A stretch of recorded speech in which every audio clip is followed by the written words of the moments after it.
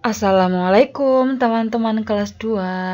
Hari ini kita akan belajar tematik kelas 2, tema 2, subtema 1, bermain di lingkungan rumah, tentang wujud benda dan peraturan di rumah. Anak-anak kelas 2, tentu di rumah ada banyak sekali ya benda di sekeliling kita.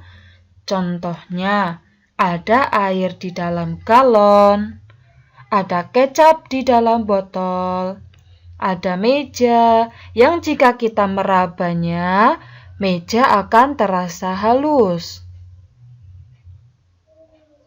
Ada juga serbet, jika kita merabanya, akan terasa kasar. Ternyata di sini ada pintu yang terbuat dari kaca. Jika kita merabanya, pintu akan terasa halus. Dan di bawah terdapat keset yang jika kita merabanya akan terasa kasar. Ternyata ada banyak sekali benda di sekeliling kita. Benda-benda tersebut memiliki sifatnya masing-masing, maka benda-benda di sekeliling kita dikelompokkan menjadi 3 kelompok. Yuk, coba perhatikan. Wujud benda dikelompokkan menjadi 3. 1. Padat, 2. Cair, 3. Gas. Benda-benda padat memiliki sifat sebagai berikut. 1. Bentuknya tetap. 2. Volumenya tetap. Benda cair juga memiliki sifat-sifat tertentu, yaitu bentuknya berubah-ubah sesuai tempatnya. Yang kedua, volumenya tetap. Begitupun dengan benda gas. Benda gas memiliki sifat bentuknya berubah-ubah sesuai tempatnya.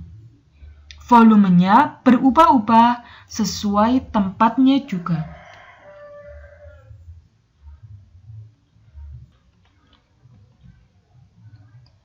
Halo teman-teman, yuk bermain bersama Baim dan Ais. Teman-teman, mari kita siapkan pensil, botol, sirup dalam gelas, dan balon. Kita mau bermain apa ya? Kak Ais, kita mau bermain apa? Baim, kita akan bermain tentang benda-benda di sekeliling kita. Kita akan menentukan benda-benda yang sudah kita siapkan termasuk ke dalam wujud apa. Apakah termasuk ke dalam padat, atau cair, atau gas. Yuk kita mulai. Teman-teman, Baim memiliki pensil. Baim sedang memegang pensil. Lalu Baim meletakkannya di lantai. Bentuknya tetap, ukurannya atau volumenya pun tetap. Bagaimana jika pensil diletakkan di atas kursi? Ternyata bentuknya tetap dan volumenya pun tetap atau ukurannya tetap.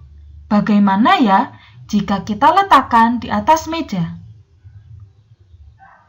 Wah, ternyata bentuk dan ukurannya tetap. Maka pensil termasuk benda padat. Bentuknya tetap, volumenya tetap. Ya, berarti pensil termasuk benda padat. Ada contoh lain benda padat lainnya di sekeliling kita, yaitu kursi, meja, dan lemari. Yuk kita ke Kak Ais. Halo teman-teman, yuk bermain bersama Ais. Ais akan bermain dengan air atau sirup dan gelas serta botol. Air atau sirup di dalam gelas berbentuk seperti gelas. Teman-teman bisa ikuti Ais. Ais akan menuangkan sirup dalam gelas ke dalam botol. Lalu, apakah yang terjadi? Wah, ternyata air yang semula bentuknya seperti gelas, ketika dituang ke dalam botol, air akan berubah bentuk seperti botol. Namun, ukurannya tetap. Sirup atau air termasuk benda cair, karena memiliki sifat bentuknya berubah-ubah sesuai tempatnya, dan volumenya tetap.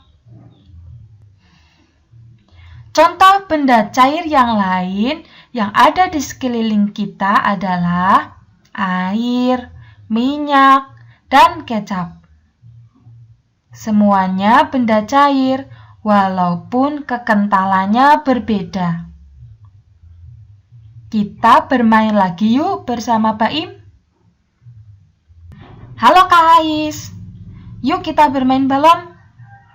Baim akan meniup balon ya. Bush.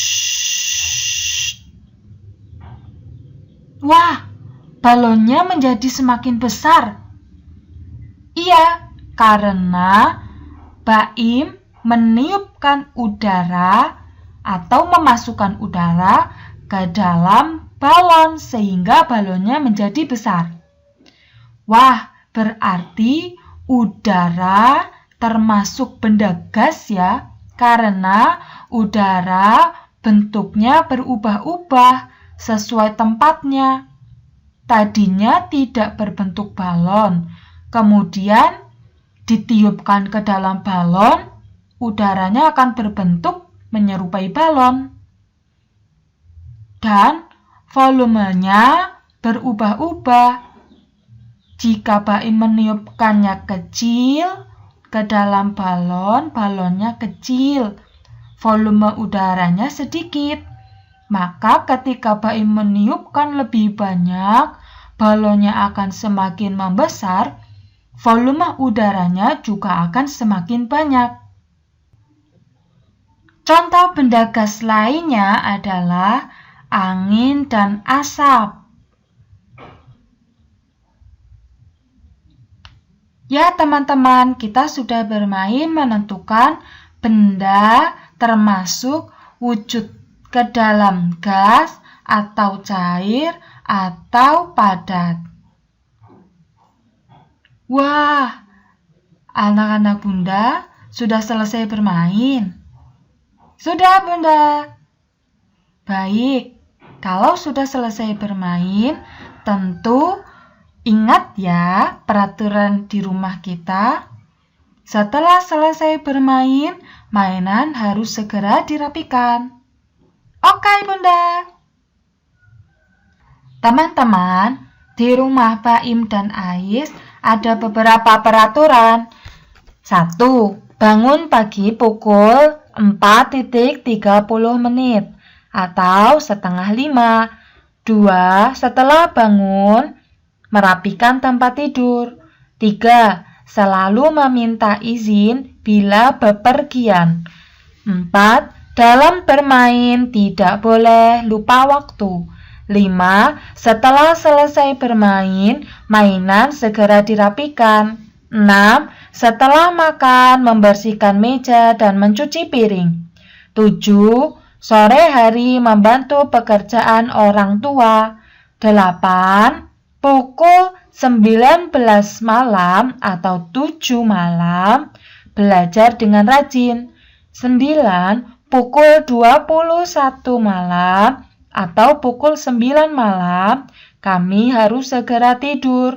Itulah peraturan di rumah Baim dan Ais.